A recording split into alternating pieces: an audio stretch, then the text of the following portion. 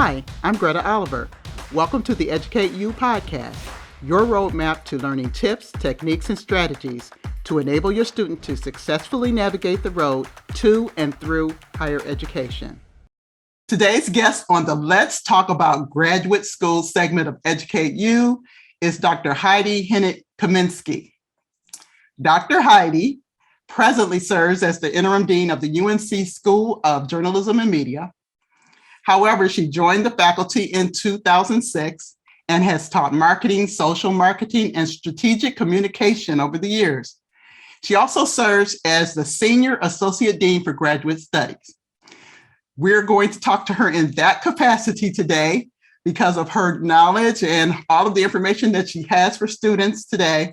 And we want to focus really on students going straight from undergraduate to graduate school and what that looks like, what they can expect from the Graduate Studies Department, and some of the things that they may need to know as tips and strategies to move forward.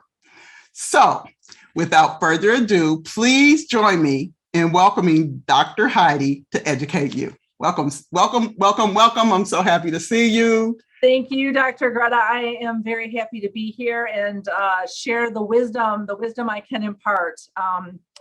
And huge opportunities exist today more than ever before in terms of being able to actually start working on master's coursework while you're still an undergraduate. That's great. So for students, they may decide that they want to go to another institution for a master's degree. But increasingly today, many universities are offering what they call 4+1 programs. Where in as little as 5 years, students can graduate with a bachelor's degree and a master's degree. So I'm going to talk about those 4+1s first. Okay. And this is opportunities for you as you land at a school and decide what your major is, to look around the university and understand where these 4+1 programs exist. Typically, you would apply to these programs in your junior year, and then your senior year, you would be able to start taking graduate level courses. And the cool thing there is that you're actually, the undergraduate tuition that you're paying, you essentially get those graduate courses for free. Wow. A lot of master's programs are 2 years in length. And so essentially what you're doing is starting to do your first year studies while you're still an undergrad. And then you come back for one more year to complete the program. Of course, that fifth year, you're now paying for graduate level tuition, but there's some great cost savings for students and their families on that journey. Wow, that is so exciting. They didn't have that when I went. It was so long ago.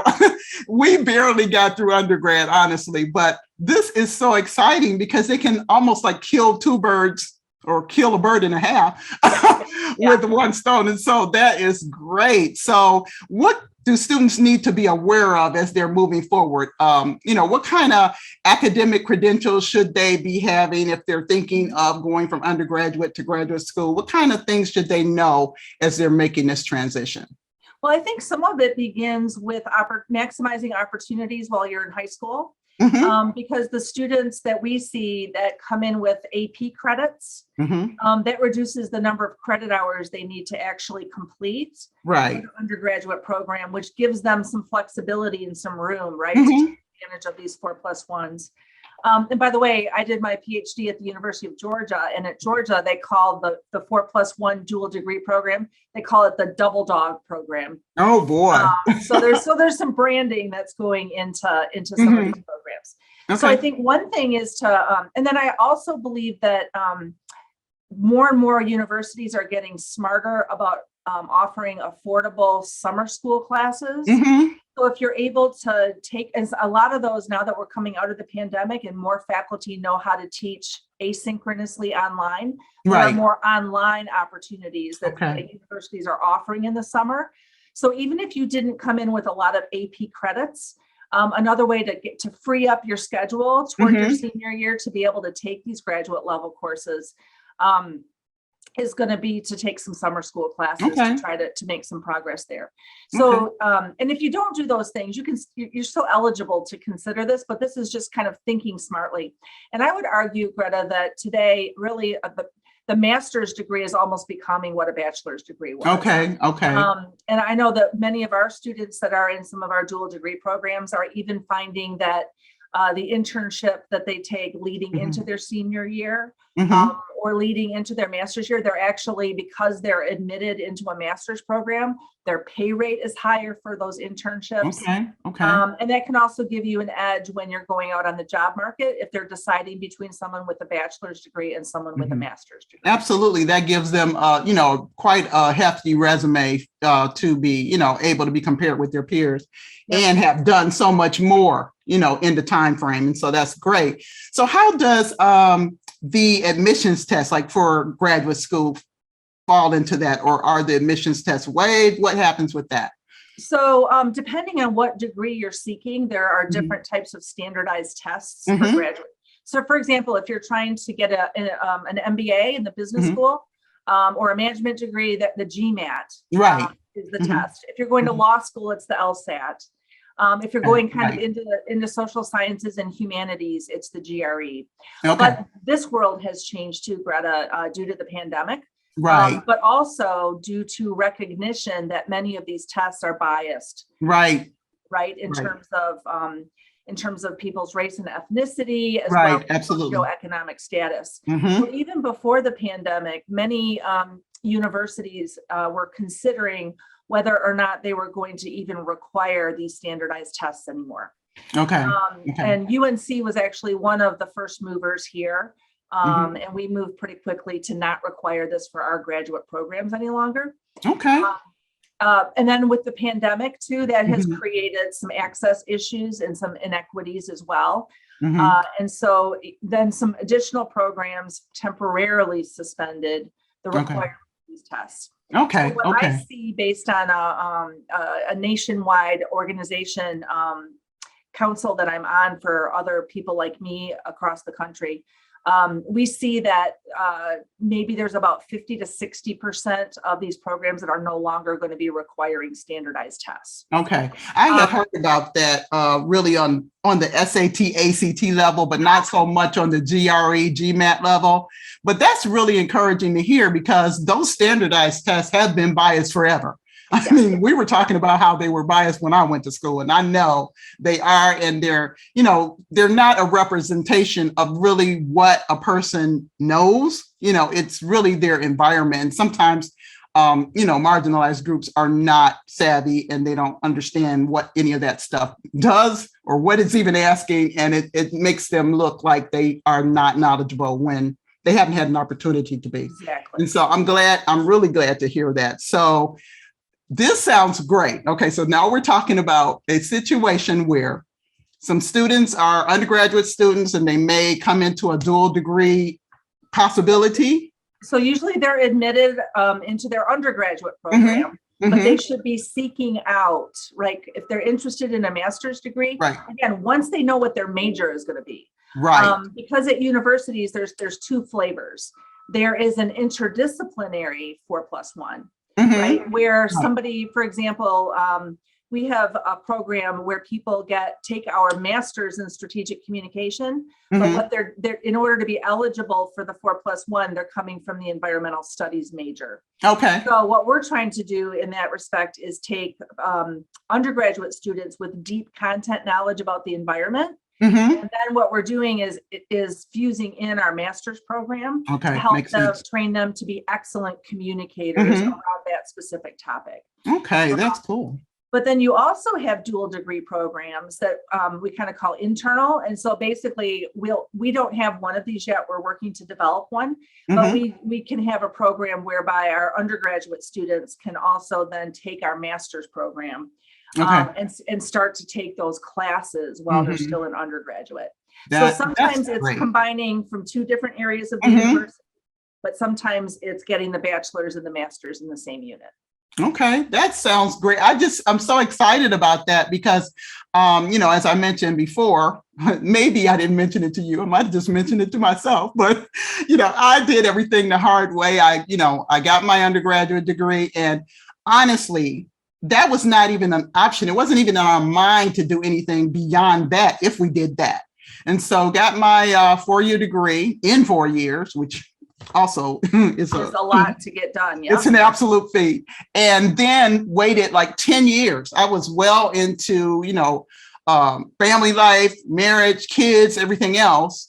And then I got my master's degree and then went back probably 15 years after that and got my PhD. And so one thing that you did mention before is that, when students are taking it or doing their undergraduate studies and then beginning to take some of their graduate studies, they know what their major is and they can get a head start there, because that was something that wasn't really available to me. And I wasn't even savvy enough to know that.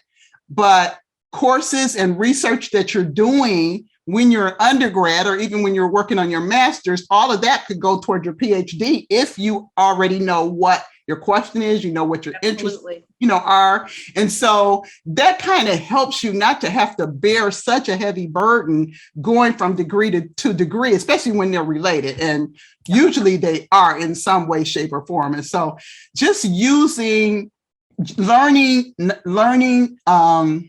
smarter. I want to say learning smarter and not harder. We always talked about working smarter and not harder, but actually putting your coursework to use on a lower level, undergraduate level, master's level, whatever, depending on where you're going. It's just such a savings of time and energy and effort, because you can rework some of that stuff you did before and just, turn that into your master's thesis or turn that into your research question or whatever.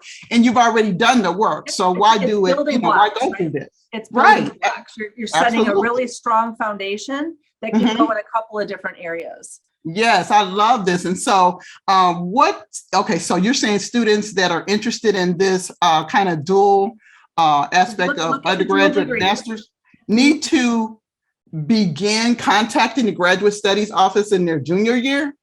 Yeah, I would even say it's probably second semester of the sophomore year, which is usually when people are landing on what their major is going to be and declaring the major. So the idea is to find out what opportunities exist.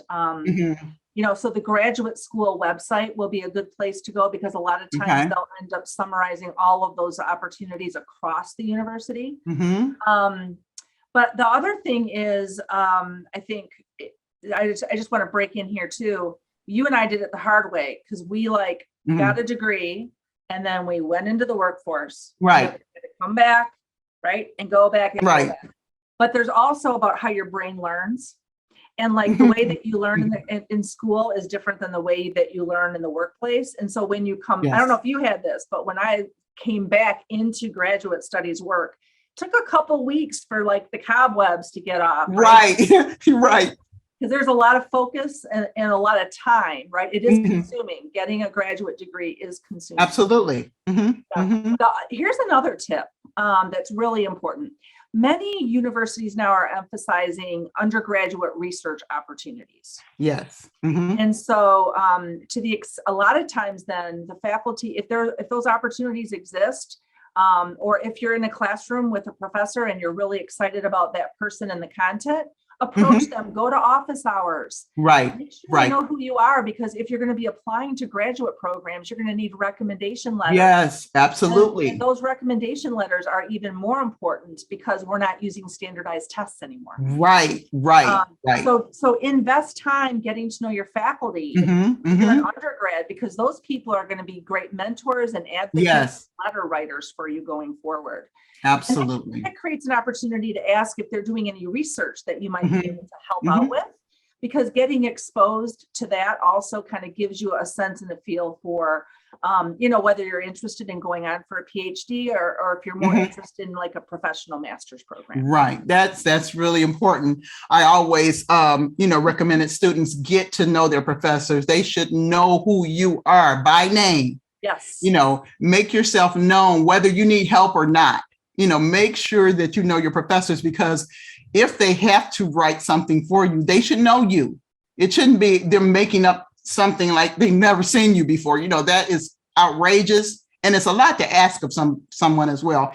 And what kind of letter actually can somebody write, even if they have information about who you are and what you've done, the passion and the knowledge that comes with that letter is not going to be the same if they don't know who you are, regardless of how much they know about you.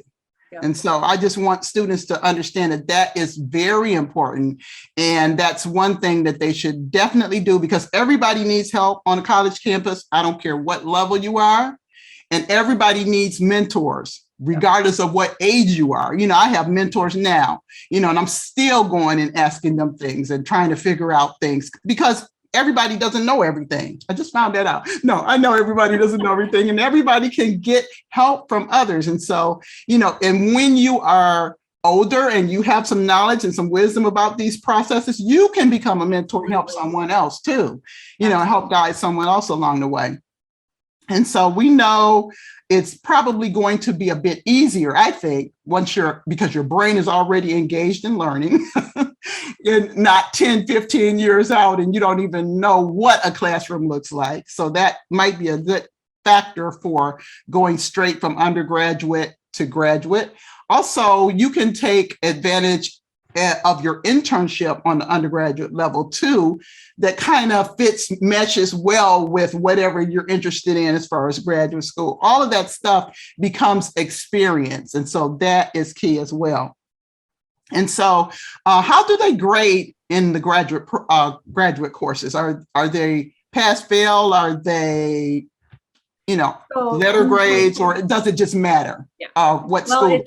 There are basically, there are 3 flavors, and it depends on the institution. Here at UNC, we do not have letter grades. We don't have A, B, C, D, you know, grades that are tied to numerical. We actually have an H for a high pass, a P for a pass, and an L for a low pass. And so that's a little bit less typical than a lot of programs across the country. But what we find with the goal of that, particularly for students going straight through, is we don't want them obsessing about getting the A- instead of a plus. And what do I have to do to get these 2 little extra points? What we want them to do is to come into the classroom and embrace and learn, because you will be learning in a different way, and how you are being assessed will be different than as an undergraduate student. Here in our school, we like to say there are more P's in the word happy than H's. I love it. I love it. Yes. And absolutely. So the H's are great, but do not feel like you're not doing well if you're getting all P's. All P's, perfectly fine. Right. Absolutely. I like that is done like that, because I remember when I was going toward my PhD, pursuing that. And I think the first class I took, I got an A- in it. And it was just like a letdown, even though it was an A, it was just like, okay, so that's blown as far as like having a wonderful grade point average, finishing this thing up. It's nothing I can do short of taking the class again, which I was not going to do, to attempt to get this A. And I went to my counselor, who actually ended up being my dissertation chair. And I just like, you know, what is this about? I mean, I was so frustrated with that A-, because it's like, okay, this is my first class. First of all, I was nervous because I hadn't been in school for a long time. And I did everything that I thought was necessary for an A. And then there's no chance of me having, like, you know, I wanted to have a 4.0 ending, obviously. Who doesn't? Well, but there's no way that was going to help. But it doesn't even really matter now. But that was where I was then. And I understand how people could be there. But if you take away that completely and you just have your high pass, your pass, low pass, hey, everybody is kind of like in the same boat, you know, and it just relieves some of the pressure from you. Because, you know, a lot of people who do go for advanced degrees, they are already somewhat, you know, I want to say anal type A, you know, right? Yes, achievers, overachievers at some time. And then when you get something like, okay, I got into this program, but I can't pull an A in the first class. And I'm upset about it now. Greta, think about how much energy you wasted being upset about that A-. Absolutely. It doesn't even matter. What students to do is like think differently and learn differently. And have the freedom to like propose like an outlier point of view and have a discussion instead of trying to be like, okay, give me the perfect formula. So that I can give you a perfect test or a right. And who does that? That's subjective anyway. So It doesn't, in the long run, based on the wisdom that I've obtained over the years, it does not matter. But I'm glad that that factor has just kind of been removed, and it just isn't anything for anybody to be stressing about, for sure. Okay, so you mentioned that when students are taking these graduate study courses or their graduate courses and their undergraduate, they can be able to take those courses at undergraduate. Yeah, so they're still paying the full-time undergraduate tuition. Yes, right? Yes, and that's wonderful, because if you figure that stuff out, you'll find that you'll end up saving a lot of money. And we're always trying to save money in this day and age, especially as, you know, college costs, they're skyrocketing. I mean, so you have to do every single thing that you can to be able to offset the cost. And so what kind of financial incentives are available on the graduate level for students who would need some help in some kind of way? Here's what's super important to understand is that the type of aid that's available at the undergraduate level is not available at the graduate level. Right. So if you're going to do the FAFSA and do financial aid as a master's or a PhD student, you still do the FAFSA, but basically it's what kind of a loan are you going to take out? Right, absolutely. So super important, because people think that those, like if there was a Pell Grant at the undergraduate level, that doesn't exist at the graduate level. Right. So when we think about making a decision to get a graduate degree, you should always look at what the tuition is going to cost and the fees. And what you want to do is look at what the jobs are going to pay that you're getting prepared for. Right. Because you don't want to go to a program that is so expensive, right, that it's going to put you in a situation where you're going to get the job that's for the degree that you were given. And the pay rate isn't going to allow you to pay down those loans. Right. So always be asking questions when you're looking at graduate school about what the placement rates are. Where do people get jobs? What types of industries? And then have a sense of what the pay rates are for those industries. Right. And I think that's good knowledge for anybody going undergraduate, graduate, whatever. You need to kind of be able to weigh what the return on investment is going to be. You know, and is it worth it? Maybe you need to go another way. And so that is, you know, definitely something worth noting, because this is not free. But, you know, the things that are available to graduate students are, you know, just typical assistantships and things like that. Yeah, right? So I'm going to talk about that one next, but I wanted to start off with that loan. Okay. And that looks very different from financial aid than it does for undergraduate. Okay. So then you may have, and usually for PhD programs, most people are not going and paying for their PhD program out of pocket. For PhD programs, typically it's an assistantship, a graduate assistantship, and those assistantships will typically cover tuition.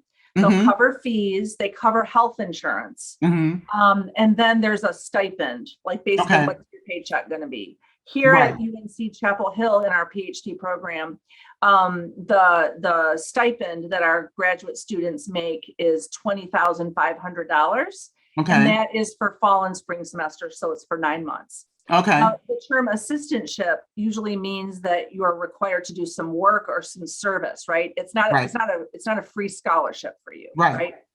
So when you look at assistantships, sometimes they're teaching assistantships, where you're actually going to be expected to be the instructor of record teaching in the classroom. Yes. Sometimes it's being a TA. Sometimes it's a research assistantship. So always be asking, what kind of work am I expected to do and for how many hours? Right. So those are assistantships. And then there are fellowships. And oftentimes the fellowships might be something very special that's either from a donor, or sometimes for state universities, there will be some funds that are allocated to support people who are coming in. And sometimes those years are non-service years. So you get paid the stipend, but you're expected to just focus on your own work as opposed to doing research or doing. Okay. So that's at the PhD level. And typically, you know, programs are providing those for, if it's a 4-year program, you know, coming up with 4 years of funding for you. And typically an offer will be made to you that will spell out exactly what the commitment is to you. Now, if we talk about the master's level, those are a little bit less likely to have full packages and full funding. Okay. And what we've seen over the past 5 years too is PhD students are taking longer to get done, and the cost of supporting a PhD student is increasing. And so a lot of programs have had to decide to focus on funding their PhD program, which has cut back a bit on the master's funding. Okay. All right. So you should be asking all of the same questions, but just expect that sometimes the loan is going to be the default for those master's programs. Now, sometimes if it's a 2-year master's program, you're there the first year and people get to know you and see how you're performing, and there might be opportunities for you to get funding in a subsequent year. Absolutely. The first year. Yeah. That's good to keep in mind. It's loans are going to look, financially, it's going to look different. It's going to there's assistantships that require either teaching, being a TA, running a lab, or as instructor of record doing research. And then we have, sometimes there are years where there are fellowships where those are big gifts that just allow you to focus on your work and your performance. All good to know. Good information. I think the key to all of this, though, is that for students, any individual student, it can be different than somebody else. You can't really compare what someone else is doing as far as that is concerned with what is offered to you. So it's kind of like an individual little journey that you're doing, and what applies to you applies and what doesn't apply to you doesn't. But just ask the question so you know what the expectation is and know what part you have to play in it. And then things are a little bit different at the graduate level too. So if you're an undergraduate and you're a major in the business school, or if you're a major in the psychology department, right? Everything, kind of runs through there. When you are applying to graduate school, these universities have graduate schools, right? And we like to think of that kind of like the federal government, and then the different departments in schools and colleges underneath that. Those are kind of like the state, right? The state. And so sometimes the graduate school itself actually has some recruitment packages, particularly related to diversity. And so when you're applying, you always want to indicate you're interested in any assistantships, right, or fellowships. But sometimes that support will come from the place, from your unit, from here at the School of Journalism and Media, from the business school, from the psychology department. But sometimes when you apply, if you're exceptional and you fit a certain profile for funding that's available. For example, we have the North Carolina Excellence Fund here. And so basically for a master's student coming in who is racially or ethnically diverse and is a North Carolina resident, like all of us, if we have one of those people, we're putting them forward to the grad school. For funding. So sometimes we compete with other programs for the grad school's funding, but we also have our own dedicated funding. Okay, makes sense. That's good to know as well. So we have a lot that we've covered today. It is a lot, but I think it's worthwhile to kind of know what the landscape looks like as far as the trajectory from undergrad straight to grad school, what that looks like, what students can expect, when they need to make contact, probably second semester, sophomore year, kind of getting information about, the school or different schools, what they want to do, what kind of opportunities are available for someone that is pursuing, a graduate education, all of that, and just kind of make sure you keep it filed. You got to keep it filed, organized. And frankly, the faculty members that I'm encouraging you to see during office hours, they get to know, so they write you rec letters. Tell them what you're interested in doing for a career, and they can help suggest other programs that you should be applying to. Okay, that's perfect. That's perfect because, faculty members, they're great resources and they are willing, able to help anyone. But you have to be the one you have to be the one that kind of reaches out to them.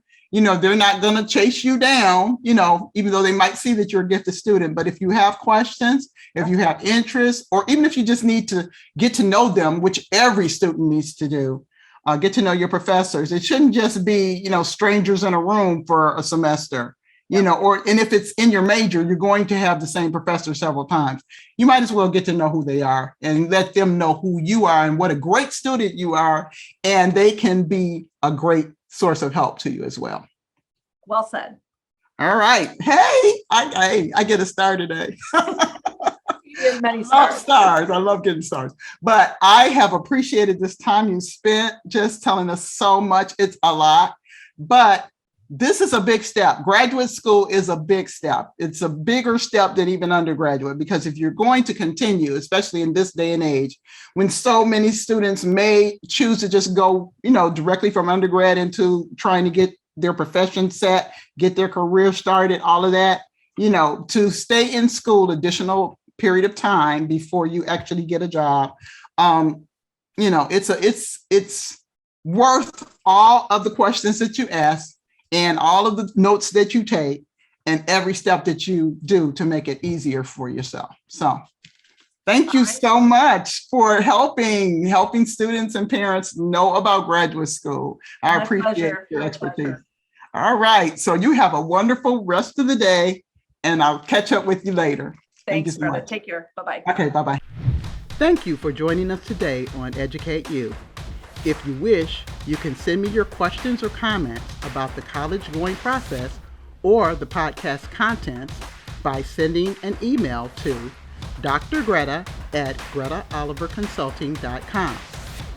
Also, beginning each week after the podcast airs, check for a companion blog on my website's blog page at gretaoliverconsulting.com. My book, College Roadmap, Essential Tips for First-Time College Students and Their Families, is available for sale on Amazon.com. Join us next week for another tip or strategy to make the road to higher education easier for your student.